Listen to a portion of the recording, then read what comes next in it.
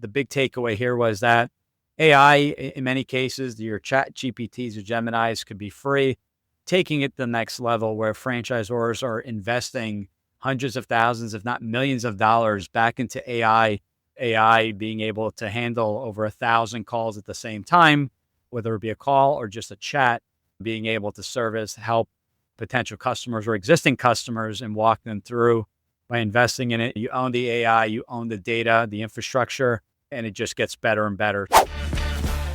Welcome to the Franchise Freedom Podcast, where you can escape the corporate trap through franchise ownership. Here's your host, Giuseppe Grammatico, the Franchise Guide. Welcome to the Franchise Freedom Podcast. I'm your host, Giuseppe Grammatico, your franchise guide, the show where we help corporate executives experience time and financial freedom via franchising. Thanks for joining us today. Really exciting episode. Before we dive into the episode, I wanted just to remind you, if you have a question, if you just have general interest in learning about franchises, reach out to us. You could book a call directly on our website. ggthefranchiseguide.com is the website. You can email me directly and leave me a message on any of the social platforms, and more than glad to spend 20 minutes and we'll figure out together if franchising may be a good fit. So for today's episode, we're going to go solo. I just got back. So we just had an amazing conference in Cincinnati, and we essentially celebrated 25 years at FranChoice, founded back in 2000. We learned that we have helped over 50,000 individuals and purchased 15,000 individuals over the years since 2000 have purchased a franchise. So 50,000 candidates, 15,000 new franchisees. I was blown away at that number. And that was celebrated 25 years in business. So really excited, really proud to be part of FranChoice and this great organization, and looking forward to for the next 25 years. So what happened during the week? We do these shows twice a year. Essentially, it's almost like a mastermind. We have about 100 franchise consultants, funding companies, and over 100 franchise companies. In total, there's well over 400 people that attend these events. We have founders, we have, as I mentioned, funding partners, sales organizations, and C-suite individuals working with each of the brands, learning about what's going on in the franchise world, what's going on with the specific brands, what's going on in the industries.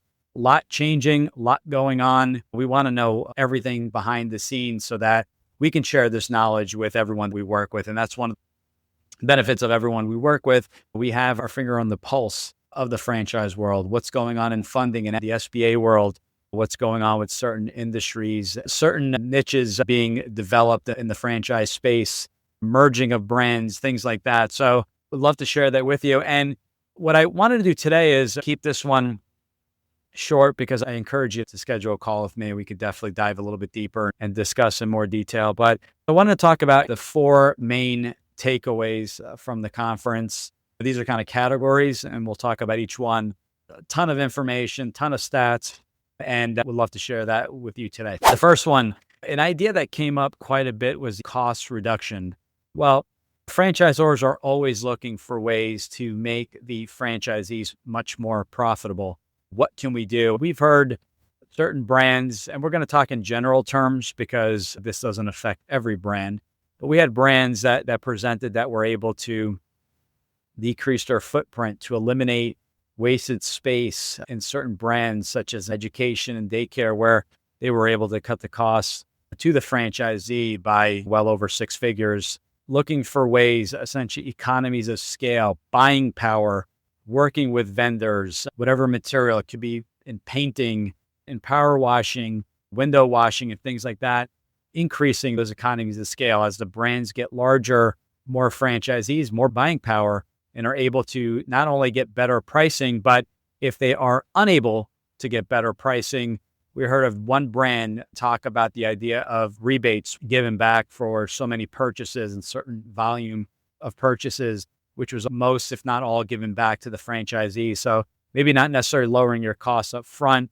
but getting it in a form of a rebate on the back end. Cost reduction was big, looking for ways to cut back on costs. We looked at build out costs, rebates, lowering prices, and marketing costs, being able to leverage a platform, go national, and looking for different ways of reducing marketing spend. A lot of the, micro sites that are being built for the franchisees, ongoing costs to maintain that. And there's several others, but those are going to be part of some other categories that we're going to be talking about. So cost reduction is key. If we can add a couple percentage points at the bottom line, that can make a huge difference. That was one of the main takeaways and topics that we heard of over and over again. Another idea, and we can put this in the marketing budget as well, but it was the idea of national accounts. Now, national accounts, super important here, where a franchisor may have full-time staff that is working with larger names out there in order to get national exposure, national recognition, working together with companies like a Home Depot or Lowe's in the home services space as a preferred vendor. And that really helps the franchisees in, number one, getting exposure on the brand nationally. It also helps from a referral standpoint where you're the first point of contact if a customer is looking for that specific service or maybe an alternative to that specific service. National accounts came into play. And, every franchise would love to have these national accounts, but really to make it a true national account, you need to have franchisees across the country. Certain companies, name brands that we hear every day, may hold off until you have a franchise in every state or in certain states that they're looking at so that they can launch those relevant areas for their stores and eventually every store across the system. But this stuff takes time to get in with the brand. You have to obviously present. You have to show exactly where your locations are, where the franchisees can service. But this idea of national accounts, I almost treat this as the icing. Hard to figure out in the pro forma and budgeting. These are added revenue streams, bonuses that you can pick up on referral sources until they become more consistent. Then you can start saying, well, these national accounts take into consideration 10, 15, 20% of our revenue. And then you can include those back into the pro forma. So this national recognition is huge. The exposure, and as I mentioned, getting into multiple stores is going to be a huge plus. And we're seeing this over and over again. So not necessarily, do we have to add more more services to the brand? We can keep the services offered at that specific franchise and just get more exposure, right? We don't want to overcomplicate the business. We want to keep the business simple. We want to keep the business profitable. So how can we increase our reach? And national accounts is definitely one of the topics that was really popular. Third key takeaway, and this is going to be a repetitive one. We talked about this on our last 6-month update back in January, and that was the importance of AI. The big takeaway here was that AI, in many cases, your chat GPTs or Geminis could be free, taking it to the next level where franchisors are investing hundreds of thousands, if not millions of dollars back into AI, where the AI can streamline some of the training, some of the marketing for the franchisor, makes it simpler for them, demands less manpower, and ultimately less costs, more efficiencies to the franchisees. AI is doing a great job. I guess on a while back, and he asked for the audio only, where they fed the audio into their AI, and whatever we had talked about got fed into their system, which they had used for training manuals and also to create quick videos. So when a technician was at a job site, before contacting the franchisor, they were able to go into this database, type a couple key terms, and they can walk them through exactly how to fix whatever issue, basically troubleshoot whatever issue they were having. So AI has been big, but franchisors are investing, given their size, investing back, utilizing the royalties and the profits of the business, investing back in the business to make franchisees more profitable.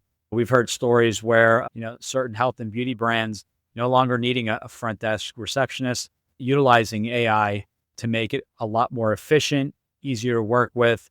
We're hearing stories of AI being able to handle over 1,000 calls at the same time, whether it be a call or just a chat, being able to service, help potential customers or existing customers and walk them through a billing issue, a question, troubleshooting with an existing franchisee. The AI is not taking over everything, but it's taking over some of the admin duties, automating certain things, and constantly learning. By investing in it, you own the AI, you own the data, the infrastructure, and it just gets better and better. So we've been seeing quite a bit there, which leads into number one, which was cost reduction. The AI is automating so that the call centers, maybe AI picks up first on the first call, gets transferred to somebody else.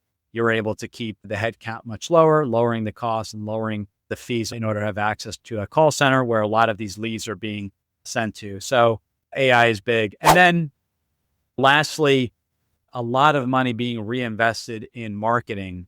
We heard of some brands saying, we have a great system, we have a great blueprint that the franchisee can follow, but ultimately this great service, you got to pay to get it out there. So paid ads, SEO, marketing, microsites.